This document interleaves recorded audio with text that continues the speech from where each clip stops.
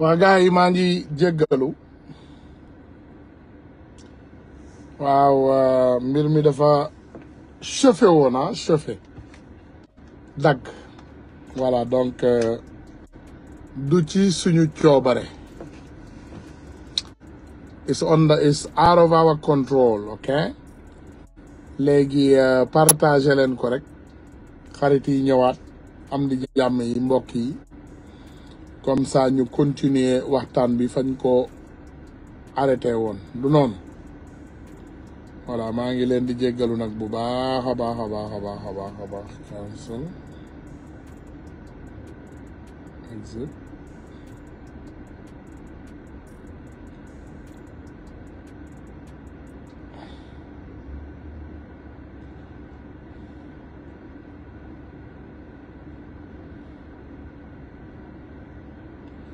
voilà waaw partagé leen ko xarit yi ñëwaat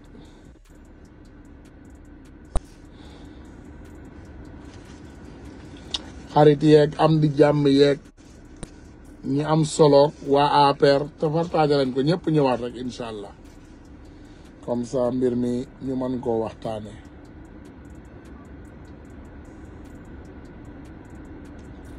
nga réew moom daanaka bu ko ñëpp bokkee kenn ku nekk ci ñun daf ci am ak yelleef danga ko koy bàyyee kenn ku nekk daf ci am moomee danga koy bàyyee moomeelam voilà léegi ma ñëwaat ci li nga xam ne moom lañ doon waxtaanee léegi bismillah voilà ñu ngi woon ci Félix Antoine Diome Félix Antoine Diome tey biñ ko dégloo ci li nga xam ne moom mooy conférence de presse bi il me semblait pas qu'il insultait notre intelligence parce que ñun xam nañu ne il n'est pas intelligent mais dañu jàppoon ne au moins lui il pensait il prenait les Sénégalais comme des cons moom xamul woon suñu niveau d'intelligence xamul woon xam-xam ak intelligence su Sénégalais yi fu mu toll looloo ko dal parce que ce qu'il disait dafa doon ne Sénégalais yi comme quoi que ñoom bu ñu gëm baal leen ma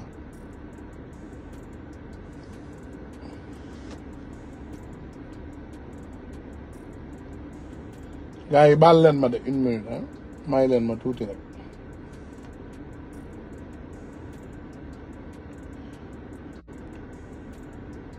voilà partagé leen ngeen baal ma tuuti donc Antoine Diome moom bi mu ñëwee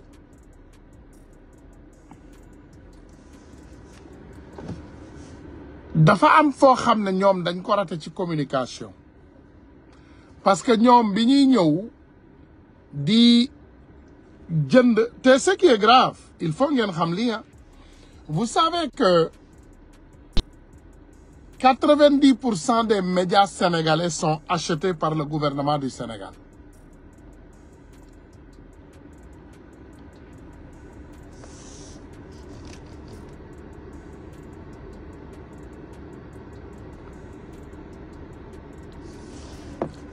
Est-ce que xam ngeen loolu? Est-ce que xam ngeen ne Sénégal 90% des médias sont achetés par la République du Sénégal maanaam ñoom ñëpp dañ leen jënd bu ñu amee problème dañuy woote ci ministères yi dañuy jaabante ci ministères yi indi seen facture loolu kay mën naa leen ko prouver vous voyez le nouveau DG de Leral là nouveau DG Leral bii ngeen di gis nee nañu ci wax ba mu divorcé ak jabaram yàgg na waaye est-ce que xam ngeen ne ay autorités yu bari yàggu ñoo xam loolu chaque jour dafa daan taxawaalu foofu ndeysaan di indi ordonnance ci turu jabaram ak ay doomam waaw dama am ay problème ma femme est hospitalisée waaw mes enfants mais nangam kii nga xam ne moom la ñu jël Leral TV le nouveau DG de Leral la Partagez au maximum et mettez des cœurs. dama bëgg ñu dépasser fa ñu newoon. Le nouveau patron de Leral ki ngeen gis nii wala ma gën leen wax bi gën a dee Maïmouna Ndour Faye Maïmouna Ndour mii ngeen di gis waxoon naa leen ko nee naa leen Mame Mbaye Niang a mis plus de 300 millions à 7TV moom 7TV prête-nom la fa rek maanaam dañ ko wéer rek waaye 7TV dafa am ay boroom yoo xam ne ñoo ceen def seen xaalis bu bari li ñu bëgg lañ fay wax moo tax tappale yi ngeen gis ñu koy doxal ci télé yi muy demee ni muy demee ba wal fajiri nag wax naa leen ko ba wal fajiri suñu télé bi la télévision des Sénégalais wal fajiri am na ay mercenaires ci biir benn rek mën naa leen ko limal bi flagrant muy Aliou Sow waaye am na yeneen ci biir wal fajiri laa leen wax de suñu télé bi ñun ñoom am na ñu jënd ci biir yéen li ngeen xamul mooy la jeunesse sénégalaise est tellement en avance sur vous que mënu leen koo gëm loolu moo leen naqari yéen da ngeen yaakaar ne vous avez la jeunesse qui est manipulable comme cette jeunesse que vous connaissiez dans le passé et ce n'est plus le cas jeunesse sénégalaise bi même ñun ñuy wax nii ñoom ci seen bopp ñooy ràññee patriote yi patriote bii de wax katu dëgg la patriote bii de day investiguer balaa muy wax patriote bii de c'est une voix autorisée waaye patriote bii fenkat la patriote bii lu mu la wax du dëgg la jeunesse sénégalaise xam nañu loolu xam nañu ba xam liveur yi ci boppam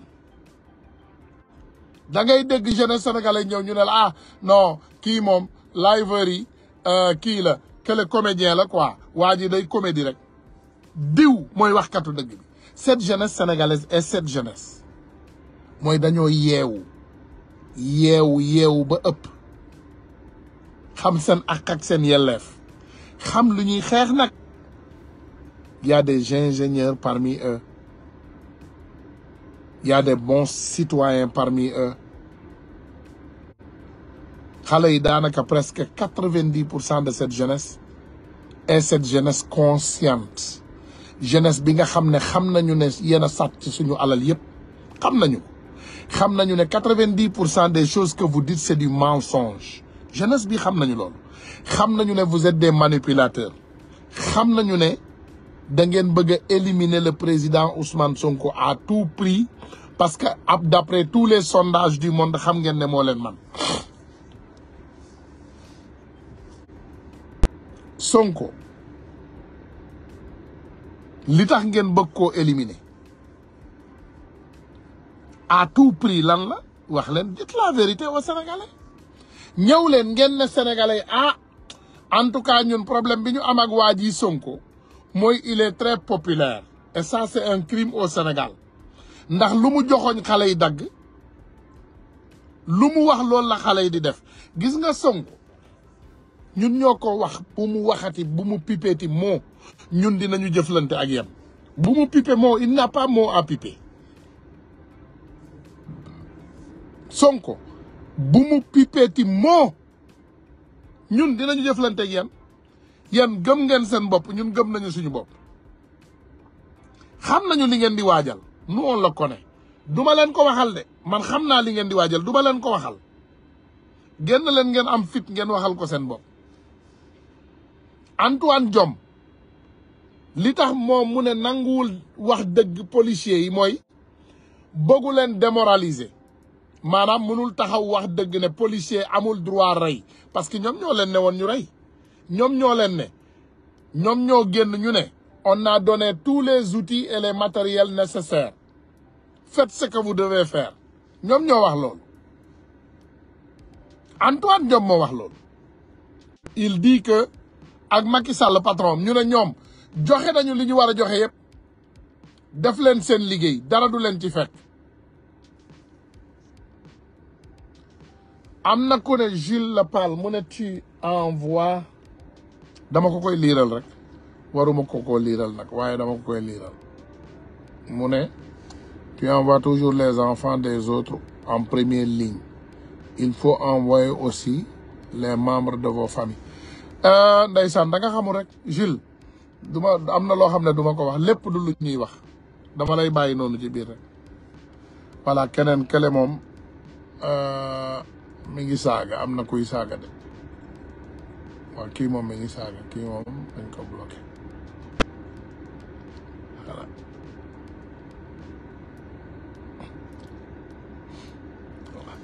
voilà borom saaga yi moom bëgg nañu débat yi de mais bëgguñu saaga voilà donc Jules du lépp la ñuy wax dama lay bàyyi noonu ci biir rek mais yow nga toog nga xalaatal sa bopp ndax waa jii di wax nii niroo na waajoo xam ne moom day wax ba pare mu dem lakkatu ci ginnaaw rang yi dama lay bàyyi loolu yow nga xalaatal ko sa bopp man ñi ma xam nañu de quoi je suis capable. voilà de toute façon gars yi comme ni ma leen ko doon waxee ñun suñu gouvernement day fabriquer ñoom nee nañu ay vidéo ñoom xamuñu ne fabrication vidéo dafa xewi léegi xam nga loolu tamit moment la woon comme fecc bu bees donc amoon na moment gouvernement du Sénégal il y avait le moment de fabrication des vidéos ndax yéen fabriqué ngeen ba fabriquer ma man ay vidéo yoo xam ne ci YouTube bi ngeen ko jëlee dajale ko fabriquer ko jox ko gouvernement américain et on connaît la jeunesse vous a compris les Américains vous ont compris dès qu'ils ont reçu votre vidéo tout de suite mon procès était fini parce que xam nañu déjà que vous êtes des manipulateurs dañ leen teel a ràññee ci loolu nag laay ñëw pour ma wax leen ne cette jeunesse consciente du Sénégal est consciente et on connaît les enjeux on connaît tous les enjeux voilà dama leen di indil vidéo waan moom mu ne fen baaxul waan mu ne fen baaxul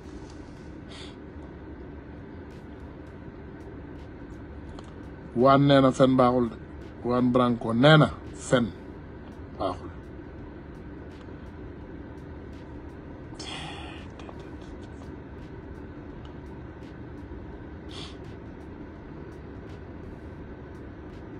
waaw gars yi il faut ngeen partager vidéo bi massivement ngeen def ci ay cœur massivement boo leen ko defee loolu day faciliter li nga xam ne live bi stabilité voilà lorsque voilà léegi ñu ñëw ci cuuj déglu leen cuuj lorsque une vidéo elle est diffusée on peut tout de suite par des techniques que certainement les spécialistes peuvent décrire changer son contenu ou bien même faire dire à une vidéo authentique ce qu'elle n'a pas dit. Mais quand ça arrive, quel doit être le rôle de l'État? Quand il y a une controverse sur un tel sujet, quel doit être le rôle de l'État? Le rôle de l'État ne doit certainement pas d'être passif, mais d'ouvrir une enquête. Ce qui a été amorcé.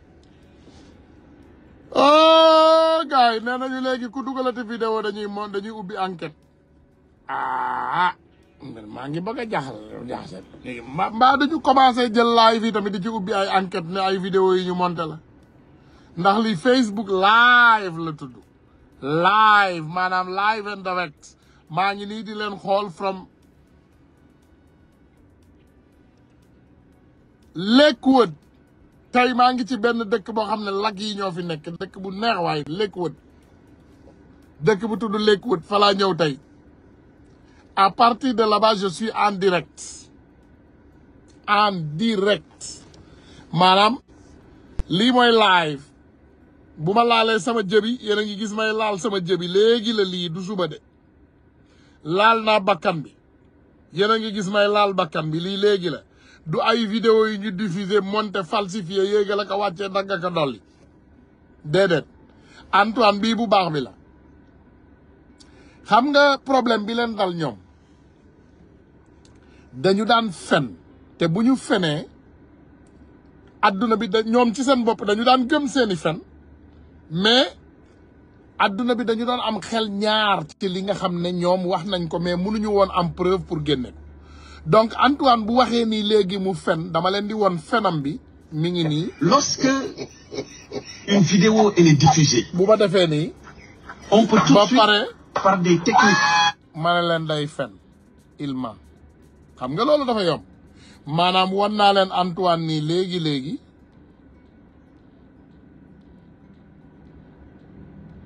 bu ma leen ko wonee léegi ma pare ma ne leen day fen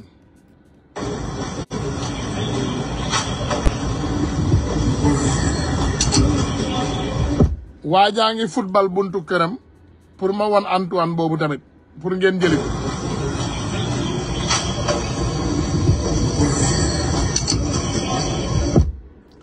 waaju arke gi mooy football noonu kooku di football noonu buntu këram Ousmane Sonko la tudd pour Ismaïla Madior Fall ngeen dem ngeen jëli ko parce que il faut jëli bi xaw a gaaw parce que waa jii di football nii ci buntu këram di tël bal bi di ko paas man waxoon naa leen ne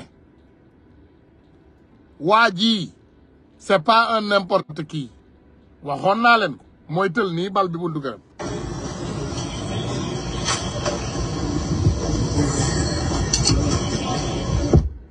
kii la xale yi bëgg moom la ñu gëm mi ngi nii nag di tël bal bi ci buntu këram léegi nag yéen da ngeen am ay pexe yoo xam ne moom ngeen pare moom mi ngi leen won ne lii waa ji mi ngi leen won ne mbir mi dafa am lu tudd CPI gis ngeen laa bi mu ci yokk problème la léegi ñi nga xam ne waa ji nga xam ne tey moom moo am fit réceptionné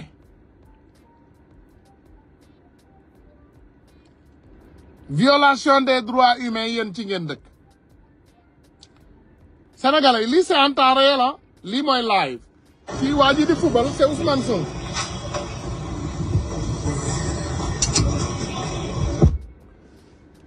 waaw gaucher boobu ngeen gis gars yi dóor bal bi noonu waa ji sol t-shirt bi noonu ñuy passante bal bi ça c'est le président Ousmane Sonko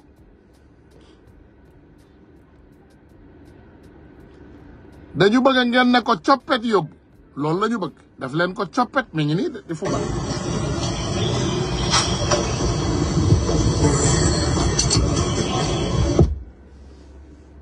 voilà da ngeen koy jël daf ko coppet yóbbu waatal naa leen de ci jëmmi rasulillahi comme ni ko gaay yi di waxee sama mbokku gaay yi sama mbokku gëmkat yi ni ñu leen koy waatale ne la waatal naa leen ko ci jëmmi rasulillahi kii de bis boo leen ko ne coppet mbaadu da ngeen jaawale feccu pap coppet bi ak coppet kii de bis boo leen ko ne coppet ah dafa naa keroog di ngeen xam ne CPI am na wala CPI dafa am temps réel aussi dafa am loo xam ne CPI la en temps réel dama bëgg préparé wu jeunesse bi ngeen préparé wu ñoom ñu ngi ci seeni ay délit am na lu ñuy waajal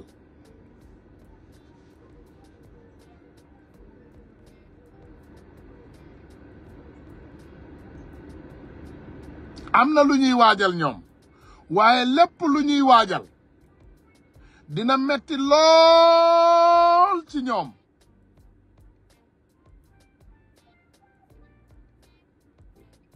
lépp lu ñuy waajal dana saf mu mel ni Dakar bu ñu jàmb nag def ci kaani bu ëpp def ci xorom bu ëpp def ci lépp mu ëpp noonu lay mel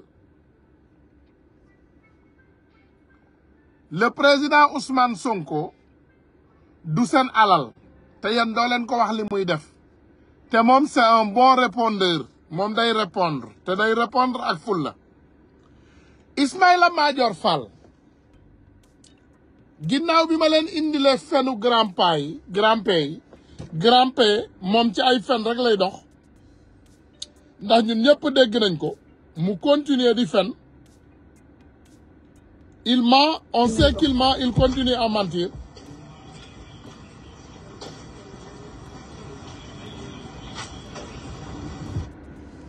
nañ ko. ah ñun de suñu waa ji dafa mel ni meew ci kaw taal dañ koy fu mu nekk dañ koy xam moom.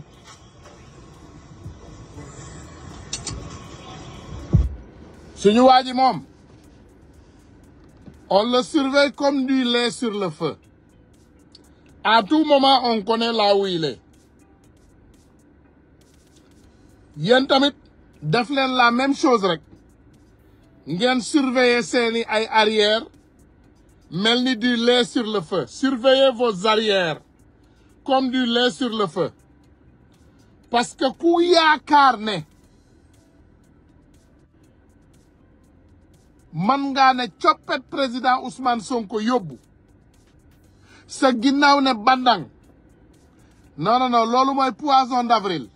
Poisson d'avril la xaw ma poisson d'avril am na daal bu mu ci mën a doon loolu mooy nax sa bopp loolu poisson d'avril la et on est en mois de juin donc da ngay ne poisson mai wala poisson juin wala juin amul poisson wala avril rek a ko am waaw da ngay nax sa bopp de bis boo leen ne waa ji coppet day mel ni ay rhinocéros si seen doom yi réer Sénégal yëpp on va le déstabiliser en 24 heures loolu on vous le promet. amuleen jom xam nañu ko amuleen fulla xam nañu ko mais prenez vos responsabilités jël leen seeni ay responsabilités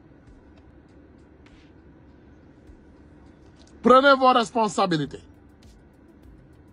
lépp loo leen def rek prenez vos responsabilités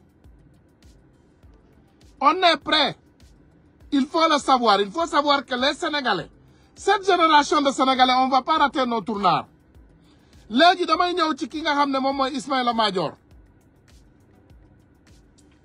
Ismaïla Madior dafa fen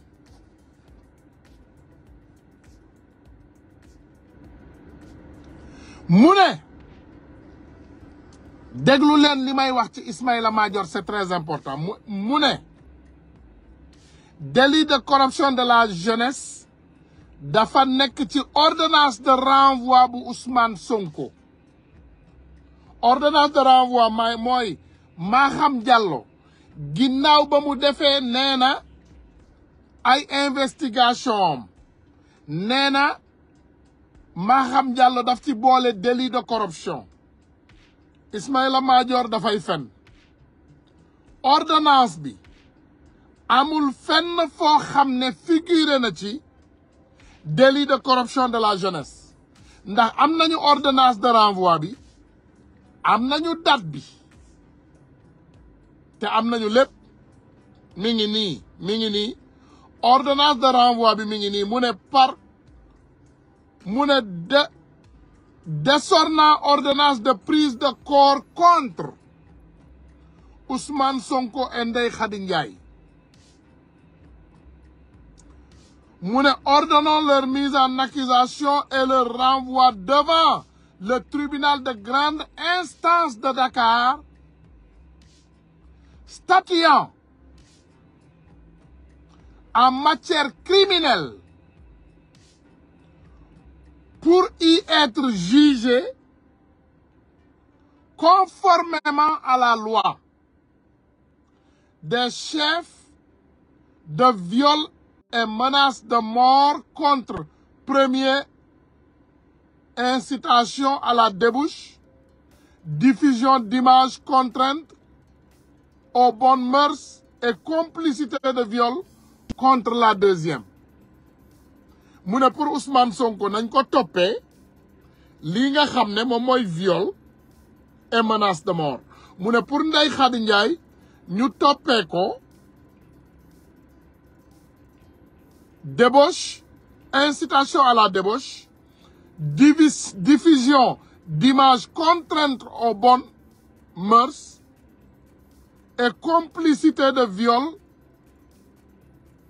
loolu la bëggee ñu toppee Ndeye Khady Ndiaye donc ci ñun fii ñun amuñu xam-xam bariwuñu xam-xam te defuñu loi mais amul fenn foo xam ne bind nañ ko ci ordonnance de renvoi boobu ne nañu toppee Ousmane Sonko corruption de la jeunesse xam nga nag Sénégal dañu bari caaxaan dañu bari caaxaan nga topp doomu aadama nga ne dafa siif nit siif maanaam teg ko ñaari fetal siif ko ba ndaw si génn ne dafa ëmb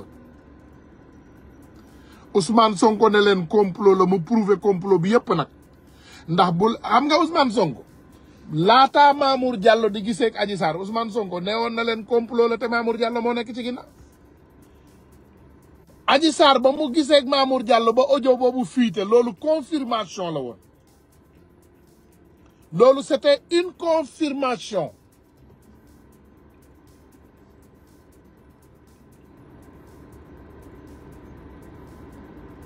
il faut ngeen respecter nag doomu aadama yi tuuti il faut nous respecter mu ne Tunkara ibbil téléphone bi ban téléphone laay ubbi mi ngi nii voici boo leen xoolee la voici mi ngi nii affaire yaa ngi nii ngeen gis ma moom moo ñu ne moom moo ñu ci renvoyé de moom mu ne le document est public, allez le regarder. On l'a regardé et on vient te dire que, monsieur le garde des Sceaux, tu as menti. Tu mens comme tu respires.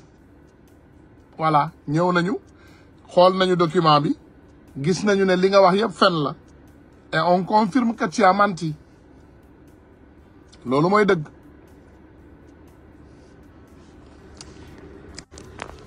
Gars yi may leen ma une seconde ma voilà.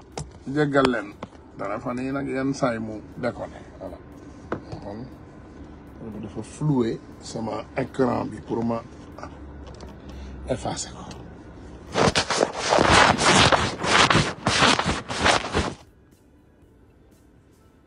léegi garde des Sceaux waxoon nañ leen bi ñu ñëwee on vous a amené les mensonges de Sidiki Kaba.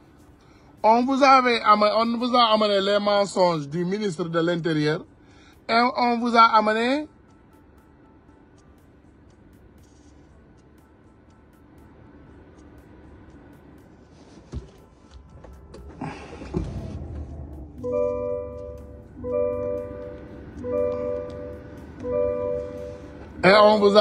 aussi celui du Premier ministre.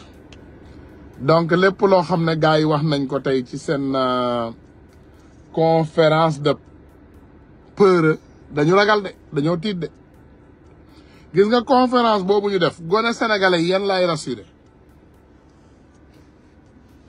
ñun ñoo doon ñaan àddina ne dañu bëgg a xeex ak gouvernement Macky Sall te on a besoin des arbitres sur le terrain.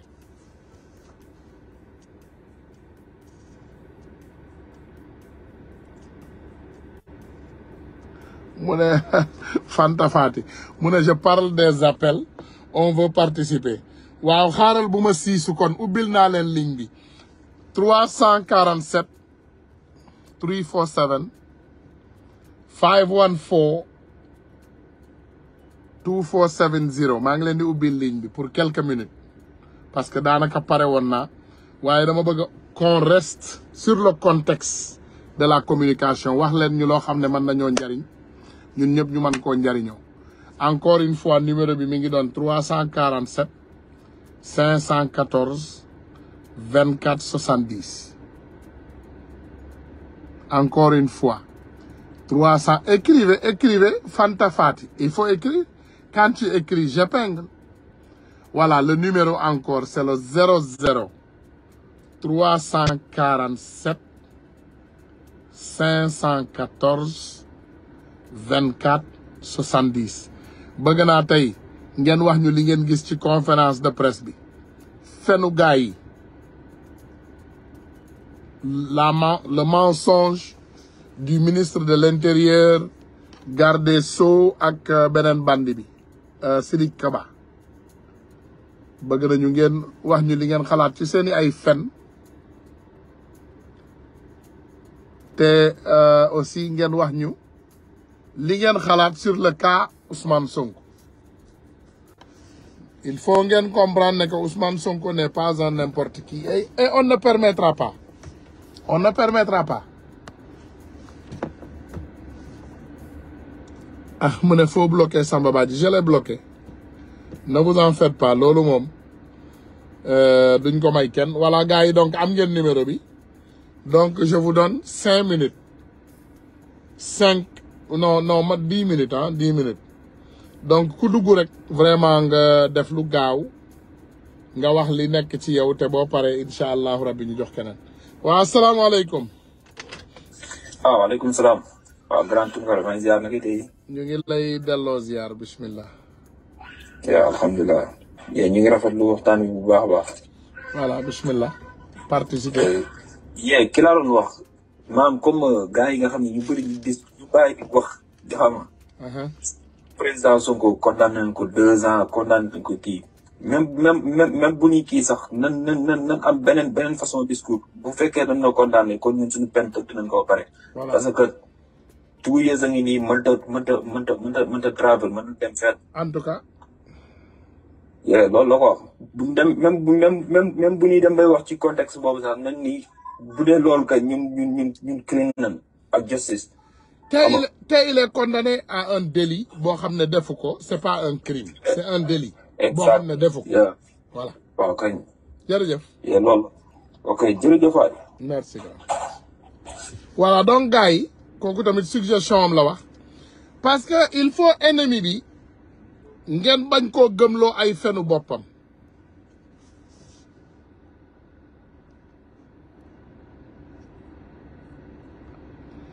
ennemi bi bu leen ko encourager sur ses propres mensonges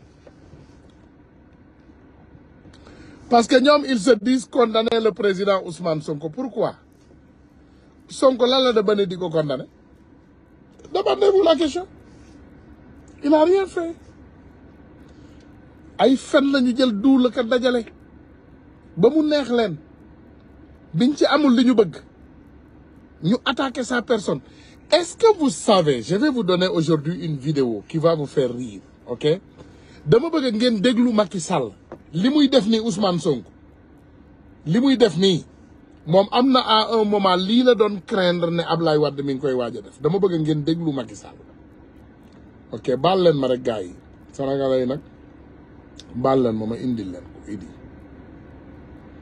ok déglu leen Macky Sall hein écoutez Macky. Donc voilà, maintenant ils m'ont demandé mon passeport pour le confisquer. Je trouve que c'est extrêmement grave. D'abord, c'est pas un passeport diplomatique pour corriger ce qui a été dit dans la presse, parce que j'avais restitué mon passeport diplomatique après ma démission. C'est mon passeport ordinaire avec mes visas et je pense que tout cela c'est pour restreindre mon action et nous étouffer, nous prendre en otage pour croire que cela va empêcher à l'APR de se déployer lors des prochaines élections locales. Alors je trouve le procédé antidémocratique et c'est regrettable pour le Sénégal qu'on en soit là.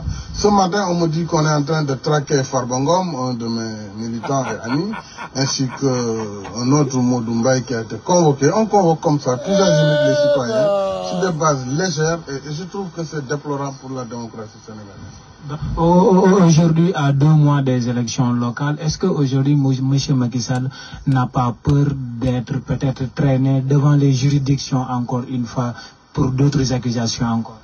Oui, non, je n'ai pas peur d'être traîné. Certainement, je serai traîné parce que aujourd'hui, le pouvoir pense qu'il faut m'éliminer. Voilà. L'arrestation serait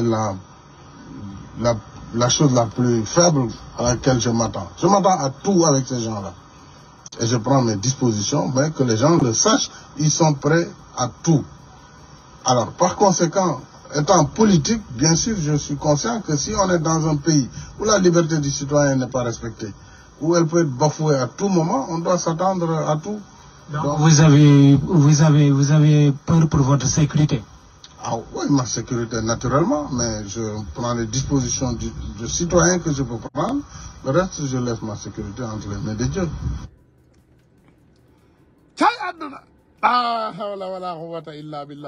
Est-ce que vous voyez la ressemblance de ce que Macky Sall a accusé? Il accusé. Daluko, daf ko don accusé mom daf ko tiitoon. damay leeralaat Sénégalais rek moom li muy wax nii dalu ko de.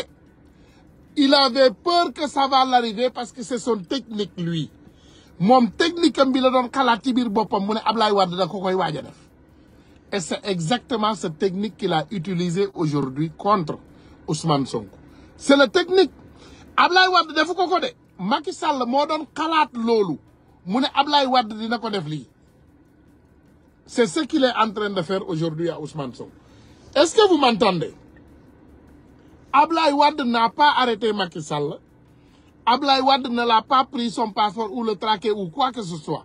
Et par contre, Macky Sall a volé 8 milliards. Bu ñepp xam bu Taïwan. Macky Sall sàcc na 8 milliards mu ne Ablaye Wade moko ko may. 8 milliards hein? Ousmane Sonko kan moo xam benn dërëm bu mu jël. Li mu njëkk wax mooy musuma sàcc. Et pourtant Macky Sall avait peur qu'on va confisquer son passeport. Et mu ne sax ñu ngi traqué Farba Ngom déglu leen technique mi il faut écouter ça. Alors donc voilà, maintenant ils m'ont demandé mon passeport pour le confisquer. Je trouve que c'est extrêmement grave. D'abord, c'est pas un passeport diplomatique pour corriger ce qui a été dit dans la presse, parce que j'avais restitué mon passeport diplomatique après ma démission. C'est mon passeport ordinaire avec mes visas et je pense que tout cela c'est pour restreindre mon action et nous étouffer, nous prendre en otage pour croire que cela va empêcher à l'APR de se déployer lors des prochaines élections locales. Alors je trouve le procédé antidémocratique et regrettable pour le Sénégal qu'on en soit là. Ce matin, on me dit qu'on est en train de traquer Farba Ngom, un de mes militants et amis, ainsi qu'un autre Modou Mbaye qui a été convoqué. On convoque comme ça tous azimuts les citoyens sur des bases légères et je trouve que c'est déplorable pour la démocratie sénégalaise. Aujourd'hui, à 2 mois des élections locales, est-ce qu'aujourd'hui, M. Macky Sall n'a pas peur d'être peut-être traîné devant les juridictions encore une fois pour d'autres accusations encore? Oui, non, je n'ai pas peur d'être traîné. Certainement, je serai traîné parce que aujourd'hui, le pouvoir pense qu'il faut m'éliminer. Voilà. L'arrestation serait la chose la plus faible à laquelle je m'attends. Je m'attends à tout avec ces gens-là. Et je prends mes dispositions, mais que les gens le sachent, ils sont prêts à tout. Alors, par conséquent, étant politique, bien sûr, je suis conscient que si on est dans un pays où la liberté du citoyen n'est pas respectée, où elle peut être bafouée à tout moment, on doit s'attendre à tout. Donc vous avez peur pour votre sécurité? Ah oui, ma sécurité naturellement, mais je prends les dispositions du citoyen que je peux prendre. Le reste, je laisse ma sécurité entre les mains de Dieu.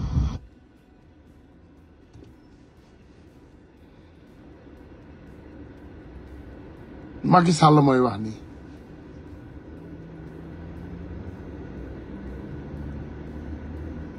pour ngeen xam rek façon nit biñ ko seqal moom li mu xalaat géntu ko yëpp dafa yaakaar ne moom li mu xalaatoon ne dañ ko war a def yëpp te kenn defu ko il faut mu teg ko le président Ousmane Sonko lii moo tax ñu bañ sénégalais bàyyi leen naa fekk du ñëpp nag waxuma jeunesse patriotique beneen côté bi laa wax bàyyi leen naa fekk est-ce que yéen a ngi déglu Macky Sall ak ay jëfam yu bon ngeen bëgg ñun bu ñu yëngatoo rek ngeen ne dañoo bëgg a taal dëkk bi bëgguñoo taal dëkk bi tappale la ñuy bañ ñun ñoo leen gën a bëgg Sénégal yéen ñi toog seen coin di sàcc alalu réew mi di ko pàccoo ànd ak Macky yéen ñun ñoo leen gën a bëgg Sénégal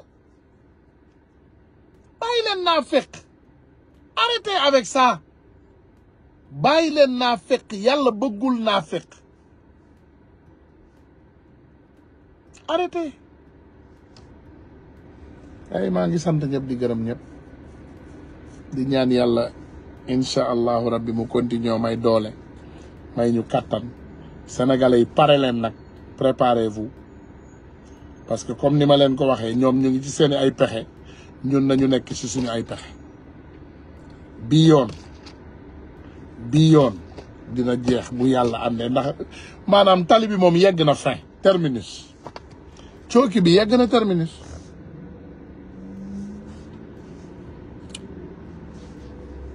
ñii ñooy ay tappalekat. Do you see what kind of people we have to deal with? Do you see that? Do you see the kind of people we have to deal with? This is the kind of people we have to deal with. Suckers, traitors, thieves, criminals. Folks who don't love our country. We love our country. Senegal is our country, is our nation. Un peuple, un but, une foi. We love our country to death. We do not want to destroy our country. We promise you that. I'm sure you people wish we have no love for our country. Ñun ñoo leen gën a bëgg suñu réew. Ñun ñoo leen gën a bëgg Sénégal. Da ngay déglu ku mel ni waa ji le fils de violeur et papa de violeur qui vient nous dire que le Sénégal dañu war a rey 90% des Sénégalais 10% yi rek dund. C'est extraordinaire. Il vient, il nous insulte. Il nous dit voilà, au Sénégal, ils doivent tuer 90% des Sénégalais et que les 10% ça va dund. Manam ñom quoi, ñom ñi ñu yaakar ne ñoy borom maqama yi ñom rek ñoo wara dund ci Sénégal ñun ñep ñu dé. N'importe quoi. That's horrible. It is horrible. That's right. It is horrible. Terrible people. These people have no common sense. They say very hurtful things to people. Very hurtful things. They hurt our feelings all the time. They destroy our economy. They kill our people. They don't care about anybody. Imagine somebody like Macky Sall, you set your country on fire, but yet you're going to go put out the fire in Ukraine. He can't, but he claimed to go put out the fire in Ukraine and Russia. No. He ordered 45 billion water weapon in Russia, and he got busted by his population. So why he's going to Russia is to go clean his ass up. That's what he's doing. He's trying to go clear all this crime he did against humanity because he's been threatened with criminal international criminal court. He's been threatened. So he's going to Russia to clean up his behind. That's what he's going over there.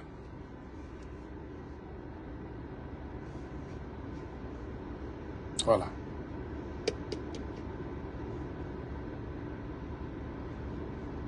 Sénégal ñun ñoo ko moom te Sénégal incha allahu rabbi ñun rek ñoo ko war a libérer. La Russie ne viendra pas libérer le Sénégal pour nous. La France ne le fera pas non plus. Pas le Mali, pas le Gabon, pas la Guinée-Bissau, pas le Burkina, pas la Gambie. Kenn duñu libérer le Sénégal. Le Sénégal sera libéré par les Sénégalais. Incha allahu rabbi. Antoine, accepte-le. Sidiki, acceptez. Même chose, gardez so la xawma menteur international Ismaïla Madior. Xawma Amadou Ba nangu leen ko. Ces Sénégalais sont prêts pour défendre leur patrie. Kenn duñu ko xañ. Sénégal ñun ñoo ko moom te incha allahu rabbi dinañ ko libéré. Wa salaamu aleykum.